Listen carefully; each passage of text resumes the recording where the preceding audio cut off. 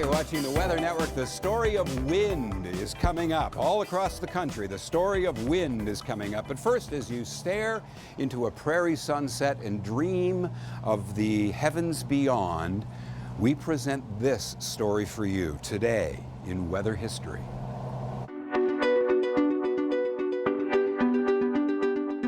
Hi there, I'm Chris May, host of This Day in Weather History, a podcast from the Weather Network.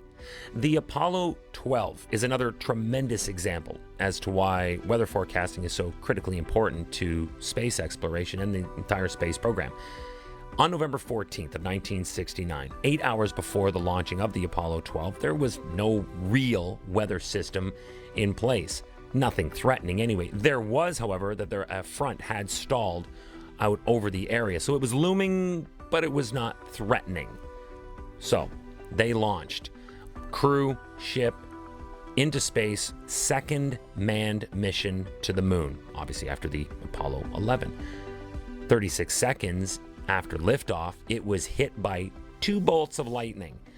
Now, the Saturn V booster itself was largely unaffected, thank goodness for that, and it continued to carry the crew and the ship on into orbit.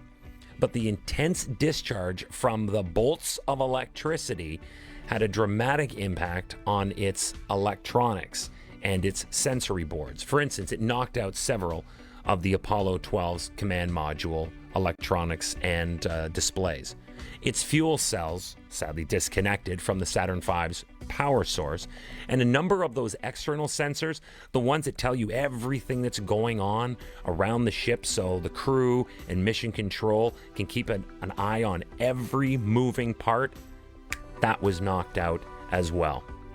The ship did make it to the moon. The ship did make it back to Earth, and all's well that ends well. And we learned because today, missions like, say, SpaceX can be canceled just by having that cloud looming within 20 kilometers of the launch site. They're going to scrub that mission because we learned from what happened on November 14th of 1969, this day in weather history.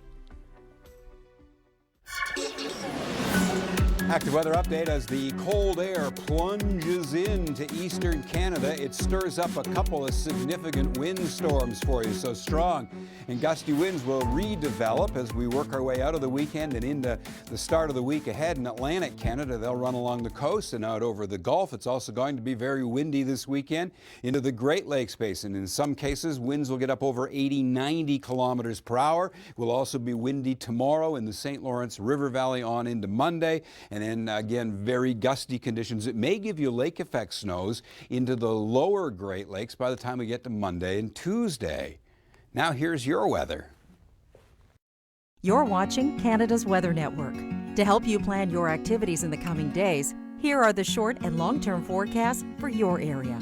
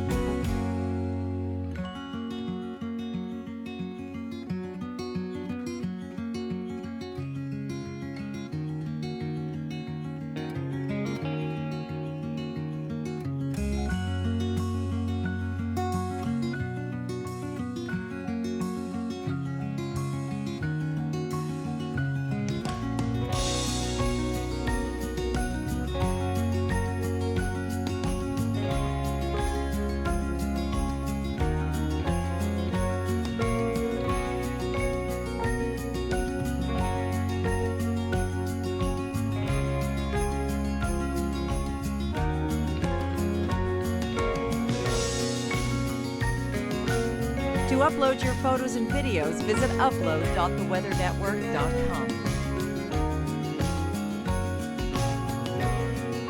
This local forecast has been brought to you by Rain-X. Winter driving can be unpredictable. See clearer and feel safer with Canada's #1 selling windshield wash, Rain-X Clearview. Eta continues to flood so many parts of North America.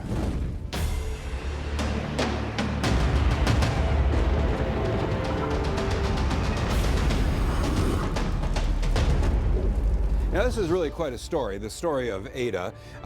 4 landfalls with this, and widespread flooding in Florida. So some of the gators were forced from their natural habitat, and they're out on the golf course, this one anyway. So well, the water rises pretty fast with this storm. I mean, there has been widespread flooding in Honduras, Nicaragua, Belize, Mexico, Cuba, Cayman Islands, into Florida. And then as this storm tracked up the eastern seaboard, people were rescued from their cars through the Carolinas as well. And there have been deaths with this storm. On average, it's been, where it comes on shore and puts rain down, it's been putting down anywhere from 100 to 200 millimeters of rain. It's producing snow right now in Newfoundland.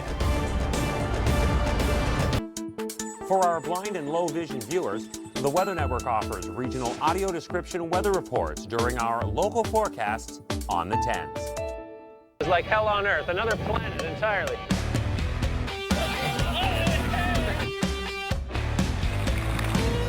Fewer people have been here than have been on the moon.